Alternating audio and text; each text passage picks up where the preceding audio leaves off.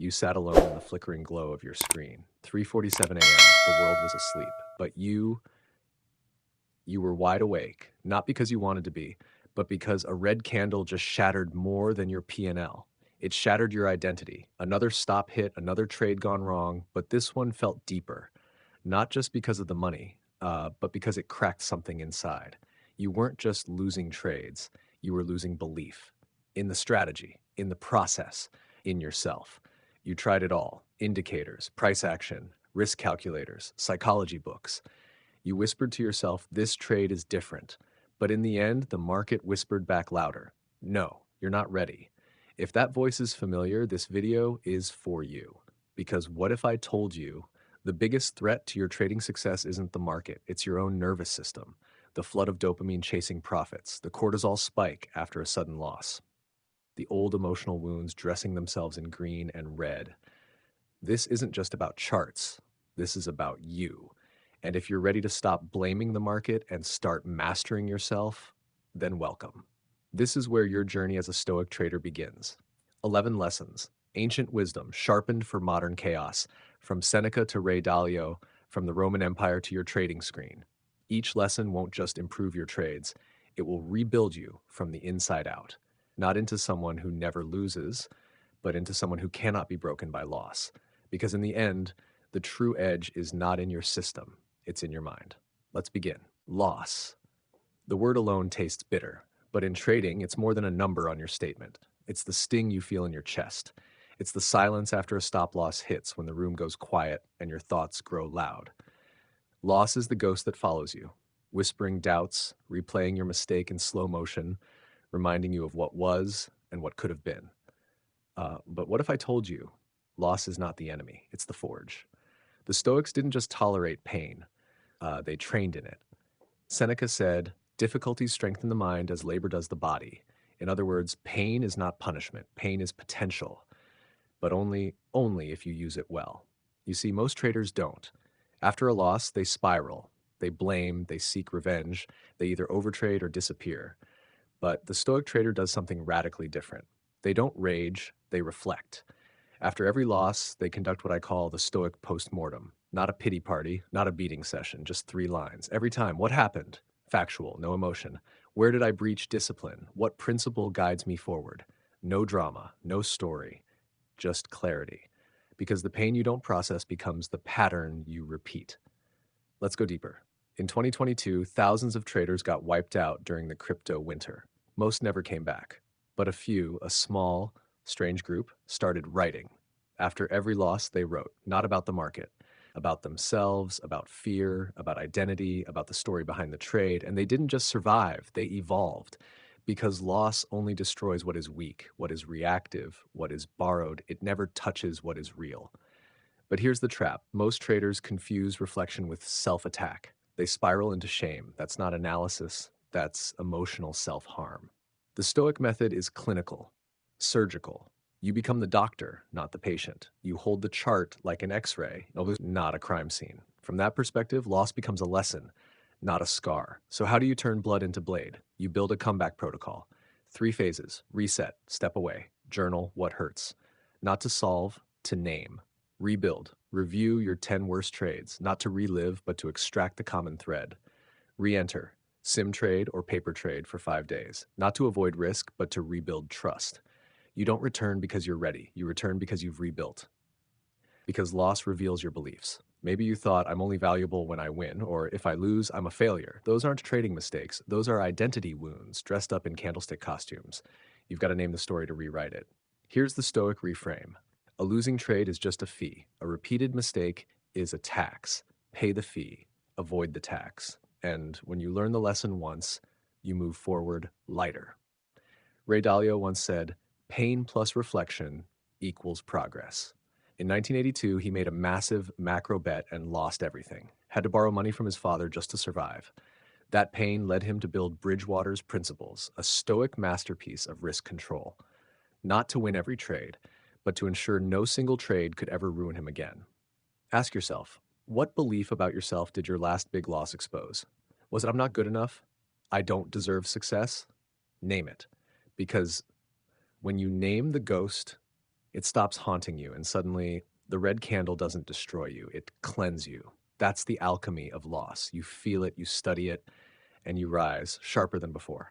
You build the perfect setup, clean chart, double confirmation, risk defined, entry point exact. You hover your finger over the button, heart steady, mind calm, and then news breaks. Conflict escalates, earnings miss, oil spikes, seconds, your chart explodes into chaos.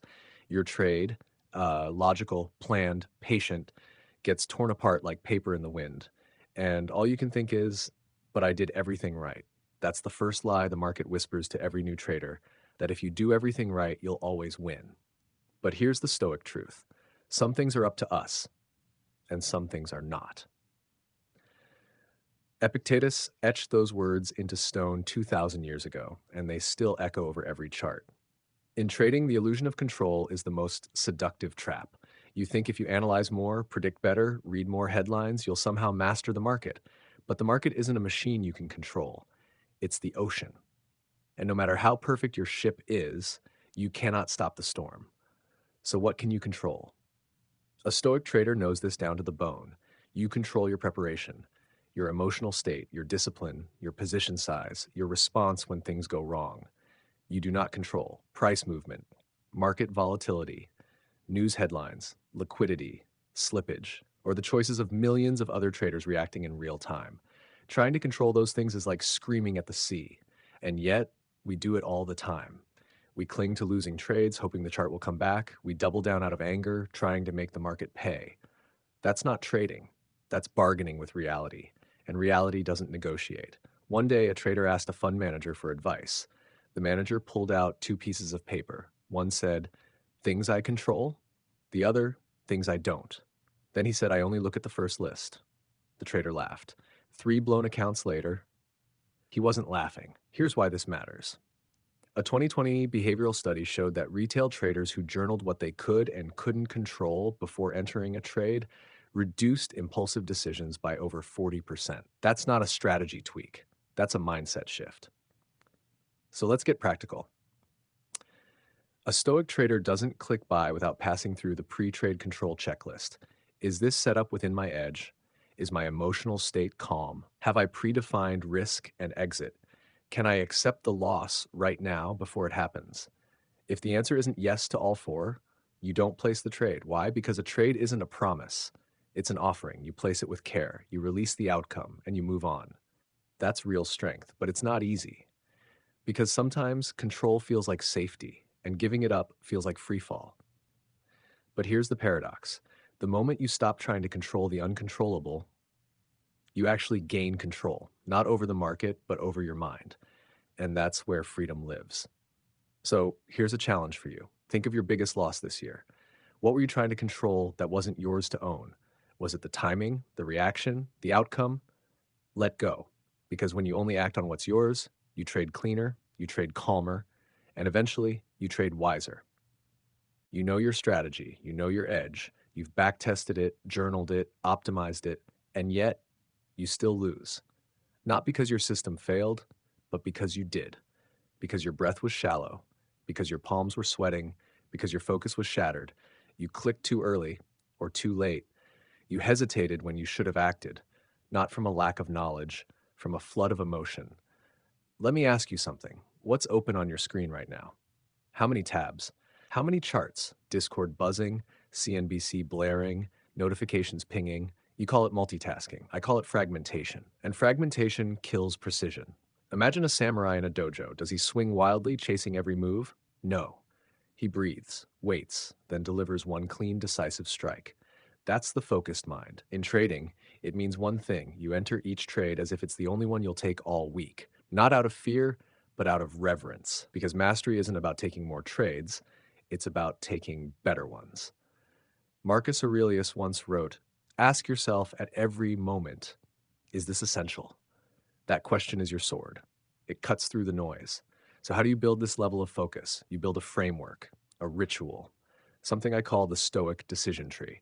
Before every entry, ask yourself 3 questions. Is this trade in my written playbook? Is my emotional state neutral or better? Can I accept the loss before I click? If any answer is no, you do not trade, period. Stoics don't act on feelings, they act on principles. And clarity is a position. If you don't have it, stay flat. Want a real world example? During the 2008 financial crisis, while most traders were frozen or frenzied, a few performed flawlessly. Not because they were fearless, but because they were operational. They weren't reacting, they were following tested rule sets. That's the one trade mind, the discipline to treat each trade like a sacred action, a ceremony. And yes, it's spiritual, because when you strip away the charts and the P&L, what's left is you. So here's a challenge.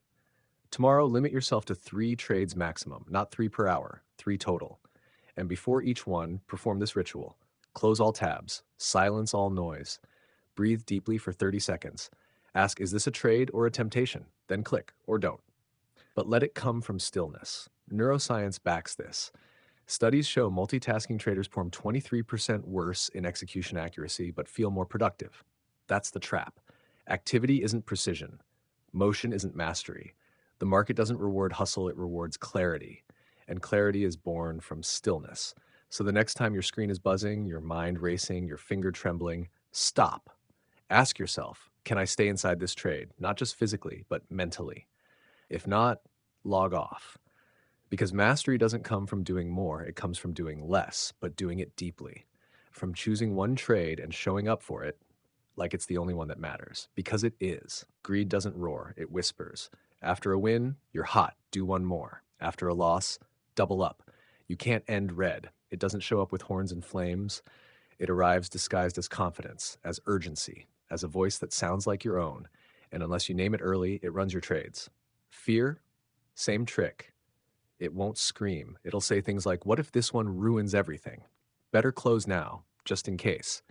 These voices don't care about your system, they only care about relief. And once you start chasing relief instead of clarity, you've already lost. The Stoics didn't destroy their emotions. They didn't pretend they didn't feel fear or desire. They just refused to let those emotions pilot the ship. Epictetus warned, freedom is the only worthy goal in life, and freedom comes from controlling your desires, not removing them, not repressing them, but recognizing them and choosing differently. Let me tell you a story. Meme stocks explode. GME, AMC, Doge. Traders print millions. Some get out, most don't.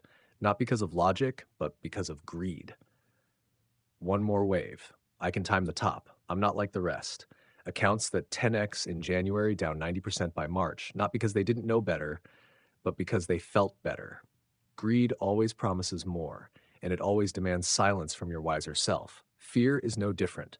It wraps itself in logic, makes you see ghosts in perfectly normal candles. You exit too early. Luck, you hesitate too long, and worst of all, you stop trusting your own edge. So how do we master these demons? First, define enough. Write it down every day before you trade. If I hit X, I stop, not because you're afraid, but because you are free. Second, run the fear protocol. Ask, am I trading to recover? Am I acting from panic, not plan? Am I chasing relief instead of opportunity? If yes to any, pause, step back, breathe. Third, conduct a desire audit weekly. In your journal, ask, what tempted me? What did I crave more than clarity? How did desire dress itself this time? As courage, as intuition, as I just know, the Stoic doesn't eliminate emotion. He names it. That's how you take back the wheel. Because these emotions, they're not enemies, they're indicators. When greed spikes, it's not a sign to buy, it's a sign to pause. When fear spikes, it's not proof of danger, it's proof that your nervous system is under pressure. You don't silence them, you listen, and then act from principle. Try something radical this week. The moment you hit your daily goal, close the platform. Don't peek. Don't just check one more chart, just log off and sit in the discomfort. That itch, that tension, that's desire leaving the body. Every time you don't scratch it, you become more powerful, not just as a trader, as a human. Because the ultimate win isn't making more, it's needing less. It's knowing how to hold your center when everything inside you screams for action. That's what Stoicism teaches. And that's how you trade with strength, grace, and freedom. You think you're seeing the market, but most of the time you're seeing your hopes, your fears, your unresolved wounds. That green candle you called a breakout, it was just confirmation bias. That red bar you swore was a fake out, it was just regret disguised as conviction. You weren't reading price action, you were reading yourself. This is the fog no one talks about. Trading doesn't just require a strategy, it requires sight. Clean. still, unbiased sight. But most of us stare at charts through a dirty lens, filtered by mood, memory, meaning. That's why two traders can look at the exact same chart and see two completely opposite trades, not because one is smarter, but because one is projecting while the other is observing. The Stoics warned us about this. Marcus Aurelius wrote, "You have power over your mind, not outside events. Realize this and you will find strength." The market is the outside event. Your perception is the battlefield. Until you can observe what's truly in front of you without adding layers of story, you'll always fight shadows. So, how do we see clearly? Step 1, the view from above, a practice from ancient Stoicism. You imagine yourself floating upward, above your desk, your room, your building, your city, your country, the earth itself. From that height, your current trade shrinks. The drama fades. You remember, it's just one candle, just one day. You're not failing. You're alive. This isn't spiritual fluff, it's psychological recalibration. Zooming out resets your nervous system.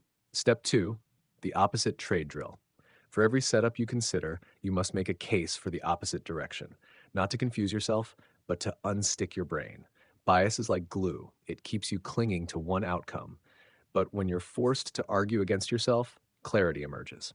Step 3, bias breaks. Every hour, stop for 30 seconds. Step away from the screen. Ask, am I seeing fact or feeling? What might I be missing? What do I want the market to do?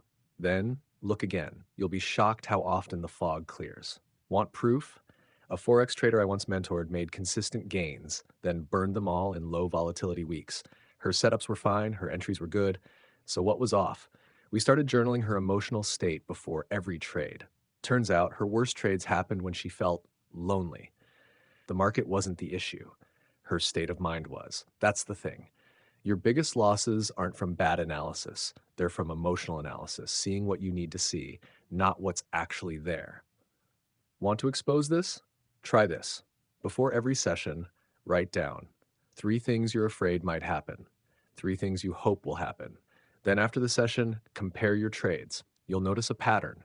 You weren't trading setups, you were avoiding fears and chasing hopes. This is what Stoicism trains you to escape, the trap of perception. Because once you see clearly, you no longer need to control the market, you just need to respond to what's true. And that is where power begins. Every trader dreams of the perfect day, the clean setup, the smooth execution, the green close. But very few prepare for the opposite, the glitch, the slippage, the power cut, the perfect entry that instantly reverses and never comes back. The truth is, most traders don't fear pain.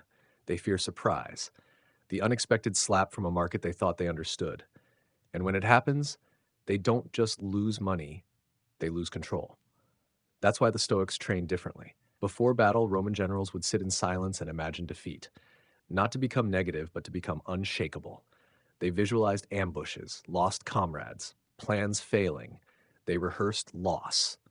So when it came, they didn't flinch. They already saw it, and they had already survived it in their minds. This practice has a name, premeditatio malorum, the premeditation of evils, and it is a superpower in trading. Because if you only prepare for profits, every loss will shake your foundation. But if you rehearse the storm, you move through it like a lighthouse. Try this. Tomorrow morning, before the charts, before the news, sit. Close your eyes and say to yourself, today I might lose money. My best setup might fail. I might hesitate or overtrade or miss the move entirely. And that's okay. Then imagine it all happening in full color. Watch your emotions swell. Feel the tension rise. Then visualize your response. Calm, focused, non-reactive. You breathe, you journal, you walk away, and you come back tomorrow, untouched. That's emotional immunity.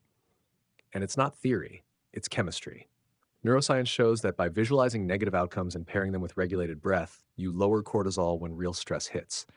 You don't just imagine failure, you train for it. You remove its sting before it arrives. And when it does, you act like a pro. Not because you're fearless, but because you've already seen the worst and you're still standing. Think about athletes. The best don't just visualize winning shots. They rehearse missing, the missed penalty, the drop ball, the stumble before the finish line. So when it happens, their mind says, I've been here before. That's the goal. Not to eliminate loss, but to remove its power over you. Let's go deeper. Build a trading pause protocol. After any strong emotional reaction, win or loss, you stop. One breath, one journal line, one reset. You don't click again until the storm inside passes, because unprocessed emotion becomes revenge trades, and revenge trades are just trauma in disguise. So here's your challenge. Tomorrow morning, spend 3 minutes visualizing the worst case scenario. Make it vivid. See the trade go wrong. Feel the heart rate spike. Then see yourself respond. Grounded, clear, present. This is the Stoic edge, not because you win more, but because you lose less emotionally. And emotional capital is the real account balance. You can rebuild money, but trust in yourself, that takes practice. So rehearse the storm, not to fear it, but to walk through it already dry. Most traders treat risk like a dare. They size up not based on logic, but on hunger. Hunger to win, hunger to prove, hunger to redeem the last loss. And when it collapses, they say, it wasn't fair. The market was manipulated. I just need a better entry. But here's the truth. You don't fear risk. You fear being exposed. You fear seeing that maybe you're not yet who you thought you were. But the Stoic doesn't treat risk like a gamble. He treats it like a bridge, built carefully, calculated, measured not just by the load it can carry, but by how it handles collapse. That's anti-fragility, not just surviving hardship, but using it to grow stronger. Seneca fasted, not because he couldn't eat, but to train his mind to be undisturbed by hunger. Marcus Aurelius slept on the ground, not because he had to, but because comfort was not the goal. Resilience was. These practices weren't self-punishment. They were voluntary discomfort. The conscious decision to face difficulty on your own terms. So when difficulty arrives uninvited, you're already home. What does that look like for a trader? It means paper trading 3 losing trades in a row and sitting with it. Not rushing to fix, not numbing it with action, just breathing inside the discomfort. It means taking cold showers, practicing silence, journaling your darkest trading fears, not to dramatize, but to disarm them. Because when your nervous system gets used to discomfort, it stops interpreting it as danger. That's hormesis. The science of strengthening through stress. Think of it like a muscle. You don't grow by avoiding resistance. You grow by engaging it, mindfully. So how do you build this muscle in your trading life? Start with the 30-day resilience protocol. Week 1, trade only during fixed hours. No charts outside those hours. Week 2, add 1 discomfort ritual daily. Cold exposure, fasting, silent mornings. Week 3, cut your trade frequency by 50%. Only take trades you defend with full conviction. Week 4, simulate a drawdown. Paper trade through it. No live entries until your emotions are clear. Each week ends with a Stoic sizing session. Don't ask, how much capital can I risk? Ask, how much loss can I absorb without changing who I am? That's your size. Ray Dalio said it best, pain plus reflection equals progress. After losing everything in 1982, he rebuilt his system not to prevent loss, but to prevent destruction. The lesson? Risk isn't the problem. Miscalculated risk is, and miscalculated risk usually begins in your emotions. So strip your ego out of it. If risking 1% makes you vengeful, reduce it. If 2% still feels clean, stay there. But if 5% makes you irrational, compulsive, desperate, you're no longer trading the market, you're trading your unhealed story. Anti-fragility is about knowing this. The goal is not to be invincible. The goal is to remain intact, no matter the impact. So tomorrow morning, take the cold shower, not because you love pain, but because you're no longer afraid of it. Because the moment discomfort becomes familiar, the market loses its power over you, and the ground that once broke you becomes the stone you now stand on. There comes a moment when everything breaks. Your system fails, your confidence crumbles, the market turns chaotic, what once worked doesn't, what felt reliable disappears, and in the middle of it, you freeze. You begin to doubt not just your edge, but your identity. That's not just a drawdown, that's a disintegration. And yet, this is exactly where the Stoic thrives. Marcus Aurelius wrote, "The impediment to action advances action. What stands in the way becomes the way." This isn't poetic metaphor. It's a psychological map. The very thing you believe is ruining you might be trying to reveal you. Let's revisit 2022. Luna collapsed, FTX imploded, ETH down 70%. Traders with 5 years of profits gone in 5 days. They weren't bad traders. They were just attached to old models in a new market. But a small group paused and asked, what if this break in pattern is a teacher, not a punishment? And from that space, They began mapping new edges. They added macro filters, volatility protocols, optionality buffers, and most importantly, they learned when to step aside, not out of fear, but out of respect for chaos. That's what it means to say the obstacle is the path. It means we stop asking, when will things go back to normal, and start asking, who must I become to navigate what is? So, what do you do when the playbook burns? First, don't chase normalcy. The market doesn't owe you familiar ground. Your job isn't to recreate the past, it's to dance with the present. Second, build a dislocation framework. Ask, what's structurally changed? What is no longer rewarded? What pain keeps repeating and why? Map that. Third, lower your size. Not because you're weak, but because optionality matters more than bravado. Stay small enough to adapt so you can live long enough to recognize the new regime. And remember, chaos isn't just external. Sometimes life throws the real storm, a divorce, an illness, a loss that splits you open, and suddenly trading feels like trying to balance in an earthquake. Most collapse because they try to force performance while bleeding inside. But the Stoic doesn't resist reality, he respects it. That's why we need personal crisis protocols. Never increase size during emotional instability. Strip trades to low expectation setups. Take breaks without shame, because sometimes pausing is the highest form of discipline. I learned this the hard way. In 2020, during a family crisis, I kept trading like nothing had changed. But inside, everything had. I turned grief into aggression, lost more in 2 weeks than in 2 years. Not because I didn't know the market, but because I ignored myself. And that was the real loss.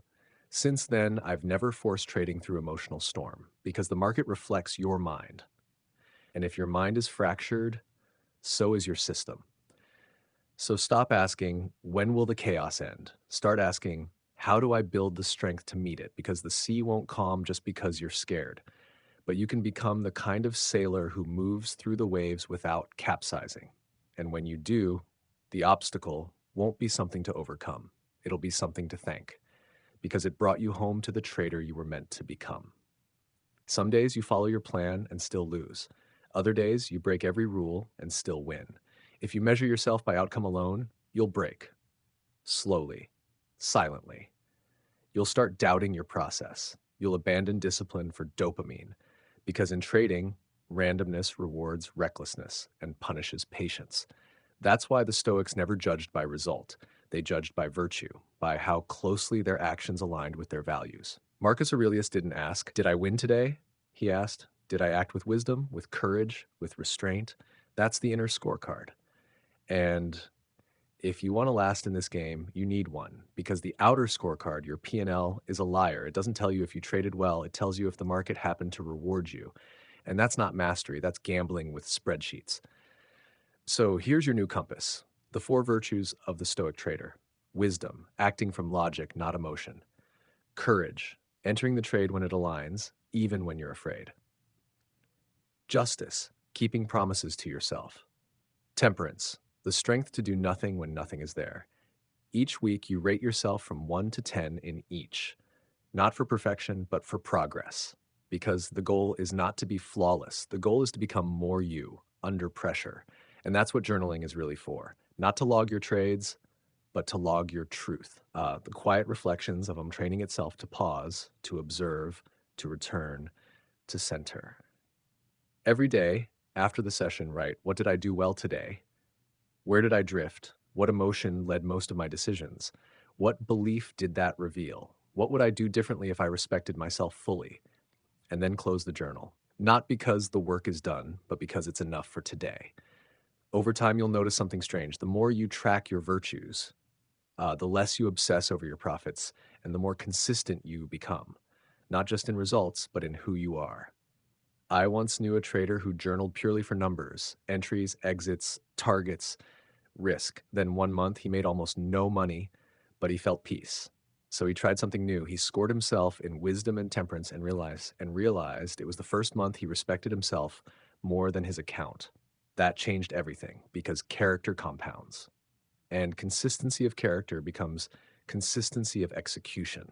So from now on, you're not just a trader, you're a builder of self, a keeper of principle, a practitioner of virtue under fire. And every trade becomes a test, not of your prediction, but of your presence. The market can lie, but your virtue will never betray you. Every trader searches for safety, somewhere the chaos stops, where the fear fades, where the waves settle, and we think we'll find it in a better strategy, a more accurate indicator, a bigger account. But eventually, we all discover the same truth. There is no safety in the market, only in the mind. The chart won't save you, the profit won't hold you. The only thing that will is you. That's the final teaching of the Stoic trader. Your harbor isn't out there, it's within.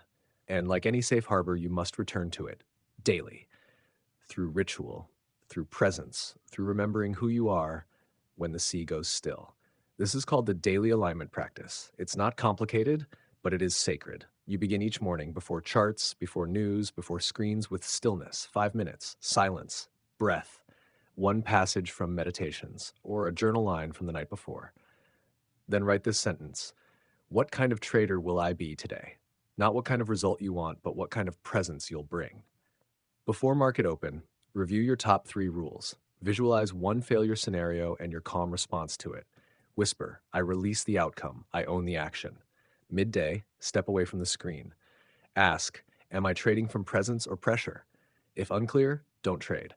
In the evening, journal. What did I honor? Where did I drift? Score your day not by profit, but by clarity, restraint, presence. Over time, these micro rituals form identity.